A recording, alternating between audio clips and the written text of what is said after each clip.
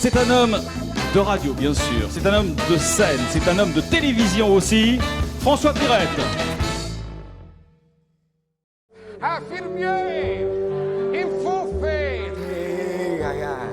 Infirmier, j'ai fait.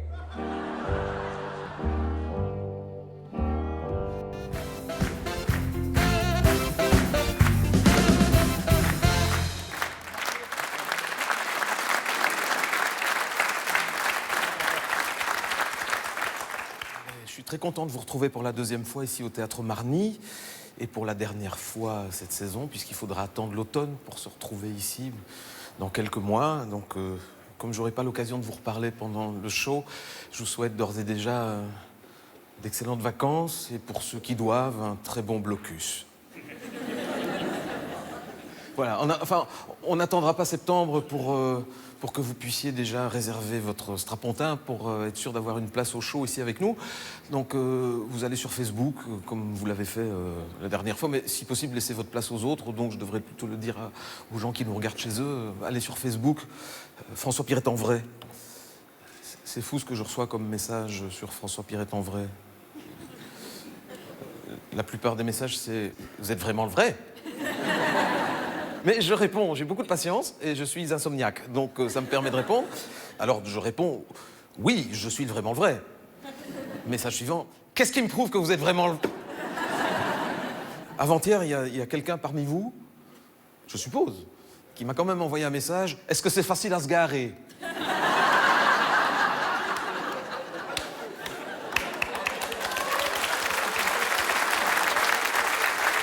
C'est pas qui, mais... Il y a quelqu'un pour le moment qui s'enfonce dans son ciel. Ou alors qui tourne encore, qui n'est pas là. Je me suis dit, bon, je ne veux pas me prendre pour qui je ne suis pas, mais ce monsieur, parce que c'est un monsieur, quand il va voir Julien Clerc, est-ce que la veille, il lui envoie... Est-ce que c'est facile à se garer? Non, hein. C'est vraiment que pour moi, ces gens-là. Vous voyez, c'est les miens. Je me les garde. J'en ai quelques-uns comme ça. Hein. J'ai reçu un message. Oui, mais est-ce qu'on va me voir? Sous-entendu, à la TV. Et dans ces cas-là, je ne sais que répondre. D'abord, je vais voir la photo. Et je me fais mon opinion, quand même. Hein. Et j'ai été voir la photo. Et je ne savais vraiment pas quoi répondre. Mais par courtoisie, j'ai quand même envoyé un message disant pourquoi peut-être souhaitez-vous ne pas être vu, peut-être serez-vous en galante compagnie, que ça peut arriver. Et j'ai reçu. Non, mais je ne voudrais pas que mes amis sachent que je rigole avec vos blagues.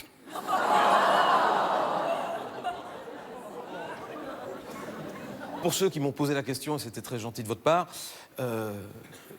ma canne, on ne me l'a pas retrouvée. Hein. Oh, c'est pas mal, on dirait qu'on a répété, hein. Bon, il y a plus triste, hein. Alors, comment on ne me l'a pas retrouvée? J'avais rien demandé, mais il y a un jeune garçon qui se trouve dans le public, ici, qui a pris les devants et qui est allé m'en acheter une et qui me l'a offerte.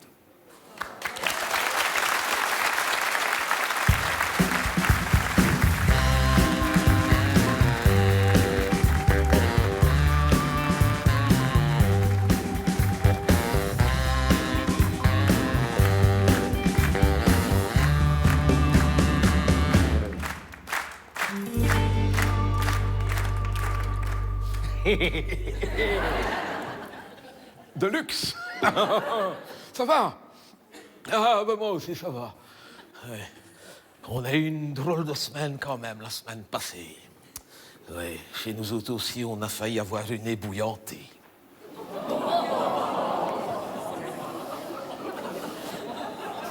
Oui, on est arrivé juste à temps. Mais là, c'est pas de la faute de l'infirmière, hein, cette fois-ci. Mais ça fait des années que je dis à la directrice du home, c'est pas malin d'avoir mis la porte de la salle de bain juste à côté de celle de la cuisine. Voilà. C'est une vieille qui est ici au même étage que moi. Elle a voulu aller prendre son bain. On l'a retrouvée dans une marmite. Mais c'était une soupe de porou qu'on était en train... On a failli avoir un bouillon de poule, hein. À l'odeur, c'était plutôt une soupe de poisson, mais... Oui, parce qu'elle, même les mois OR, je ne peux pas dire que... faut que j'arrête. C'est pas possible.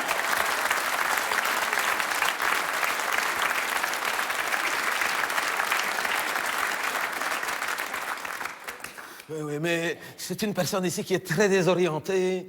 Oui, c'est le mal de la vieillesse. Hein. Il y en a beaucoup qui sont très désorientés. Mon voisin de chambre ici, hein, ça fait quand même des années qu'il est ici. Il sait très bien que pour aller au cabinet, quand on sort de la chambre, c'est à gauche. Maintenant, 2 fois sur 3, il va à droite. Hein. Ça fait quand même 3 fois qu'on repère l'ascenseur. Hein. Alors maintenant, on lui a accroché un GPS. C'est un GPS de chambre. Oui. Donc, ça lui dit où est-ce qu'il doit aller. Donc, il programme les cabinets. Et alors, dès qu'il sort, attention. À la porte de la chambre, prenez à gauche. Mais il est sourd, c'est embêtant. Donc, à chaque fois, non, l'autre gauche. Vous pissez dans la poche du tablier du docteur.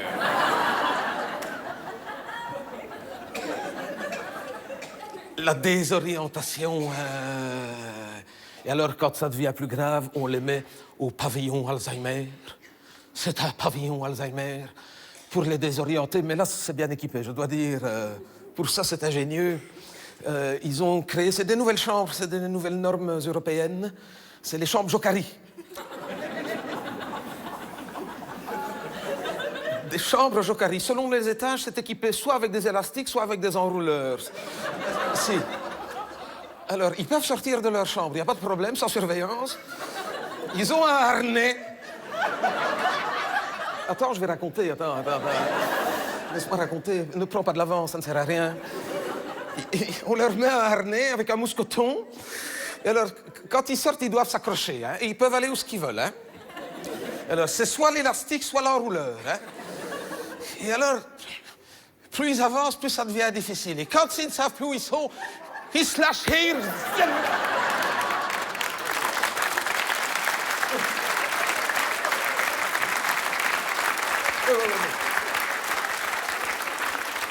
C'est pour ça qu'il faut absolument qu'ils aient la présence d'esprit en quittant leur chambre de bien laisser la porte ouverte, sinon... On a déjà eu des morts, hein. Moi, de temps en temps, je vais dire bonjour à un camarade sur le coup de 5 heures. C'est là qu'ils sortent tous en même temps. C'est impressionnant, hein.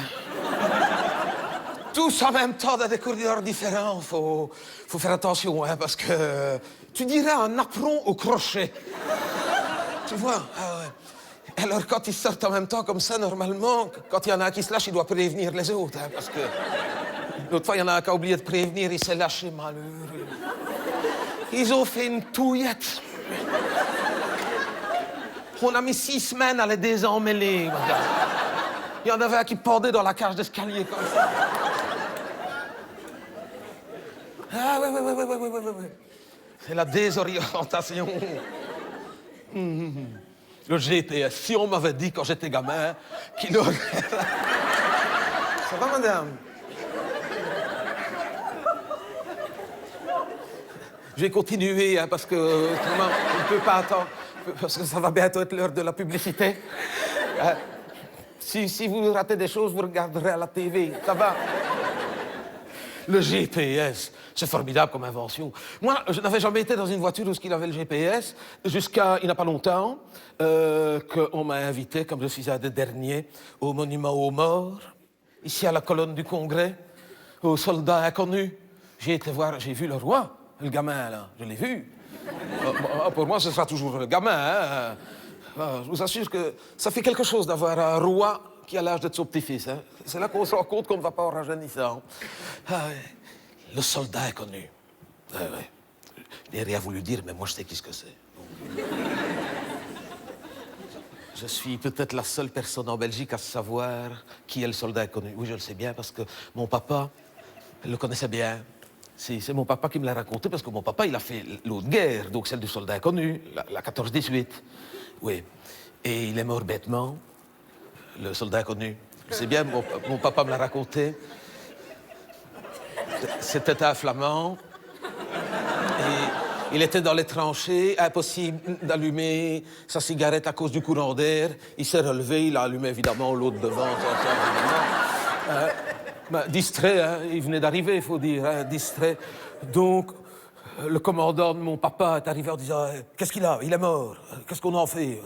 Faut l'enterrer. On va l'enterrer, on est déjà enterré, donc n'allez pas le mettre encore plus bas. On va l'envoyer à Bruxelles, parce qu'on nous a demandé un corps non réclamé, ils vont faire un monument de soldats inconnus. Oui, mais moi je sais qui ce que c'est. Vous ne le direz pas. Je sais quand même qui ce que c'est mon camarade. Oui, mais il a de la famille. Non, il n'a pas de famille. Il avait une fiancée que même elle ne savait pas qu'il était amoureux d'elle. Donc, un soir, ce garçon-là, vous écoutez comme des enfants, c'est formidable. Vous êtes là comme c'est magnifique. Un soir, il avait fait une lettre pour sa fiancée qu'il avait gardée sur son cœur et il avait promis que si jamais il ne revenait pas de la guerre, qu'au moins que mon papa aille donner la déclaration d'amour à la fiancée du soldat inconnu. Et à la fin de la guerre, il a tenu parole. C'est lui qui a été déclaré la flamme du soldat inconnu à sa fiancée, et c'est devenu ma maman. C'est une belle histoire, hein? Ouais.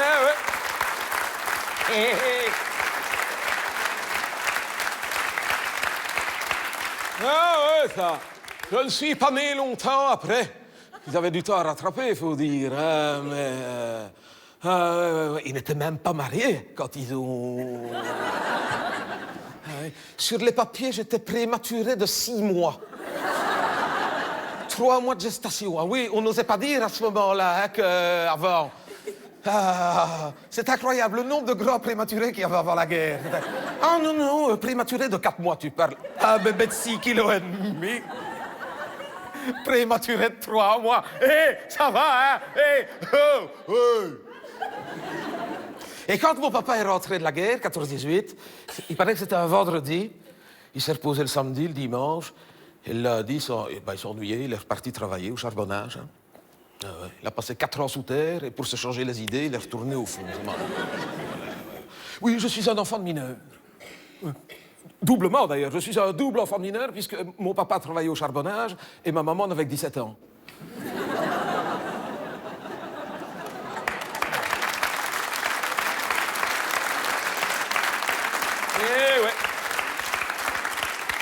Et je suis descendu à 11 ans et demi. J'ai arrêté l'école, j'ai été rejoindre mon papa, je suis descendu au four avec lui. On n'allait pas beaucoup à l'école à ce moment-là. Hein. On apprenait un petit peu à compter. De toute façon, c'est pas avec ce qu'on gagnait qu'on devait compter jusqu'à 2000 et des cents. Hein. Donc, je suis descendu avec mon papa. Mon papa était très taiseux. Mais quand je me suis retrouvé au fond, c'est au fond que je me suis rendu compte que c'était quelqu'un de bien. Parce qu'en surface, il était assez superficiel. Ouais. Et c'est grâce à mon papa que moi j'ai rencontré ma femme. Oui, un vendredi. Oui. On n'avait fait qu'une demi-journée cette fois-là, je me souviens. On avait commencé à 8h du matin et on était ressortis la lettre 6h du soir. Petite journée. Et il y a mon papa qui me dit « Qu'est-ce que tu fais ce soir? Tu vas au bal ?» Au bal, je n'avais jamais été au bal de ma vie, moi. Bah, non, papa, on ne veut pas aller au bal. Tu devrais y aller si tu veux rencontrer une fiancée qui me dit c'est aujourd'hui, c'est le bal de la coopérative. À cette heure-là, je n'étais pas habillé, rien du tout, je n'étais pas lavé. Il me dit c'est pas grave, vas-y directement, je ne vais pas y aller comme ça. Il me dit si c'est un bal costumé, c'est un bal masqué, tu n'as qu'à dire que tu es déguisé en mineur.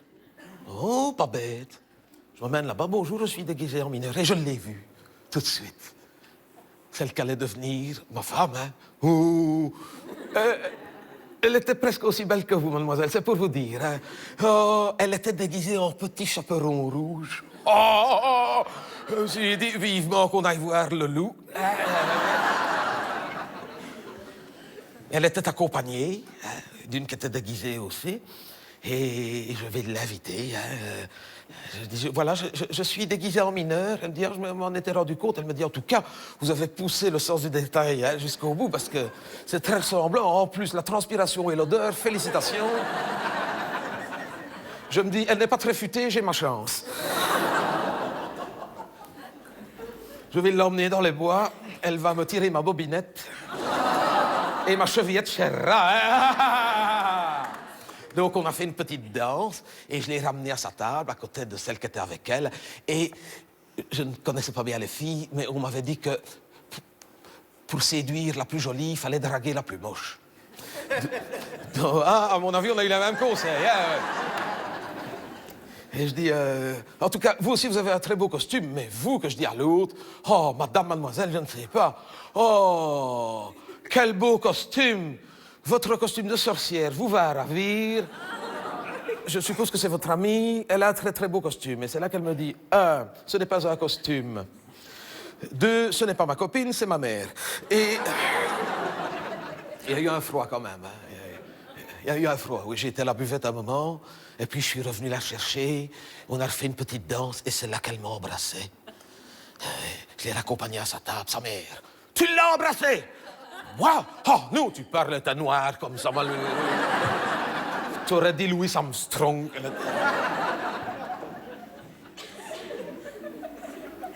Il ne voulait pas qu'on se marie. On s'est marié quand même. Voilà. C'est poison, ça. Sa maman, c'était un poison. Et son papa a dit, puisque vous mariez sans consentement, elle n'aura pas de dot. Il était contre la dot. Ouais. Sa mère, c'était le poison, et son père, c'était l'antidote. Ouais. Ça fait longtemps maintenant. Ah ouais. Elle est partie trop tôt quand même. Ce qui est triste, c'est quand on a eu l'incendie ici au Home, en 92, j'avais dit aux pompiers, laissez-moi tranquille, je peux me débrouiller tout seul. Mais prenez ma boîte à photos. Dans la boîte à chaussures, là, sur la garde-robe, ma boîte à photos. Les imbéciles, ils se sont trompés de boîte, ils m'ont ramené mes pantoufles.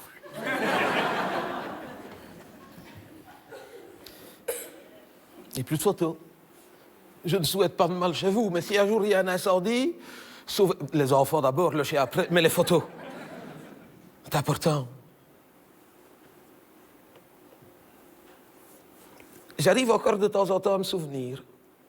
De toute façon, j'irai bientôt la retrouver, donc. Ce qui m'inquiète, c'est que moi, j'ai continué. Elle me verrait maintenant. Je crains que quand je vais la retrouver, que ses parents ne soient choqués par la différence d'âge.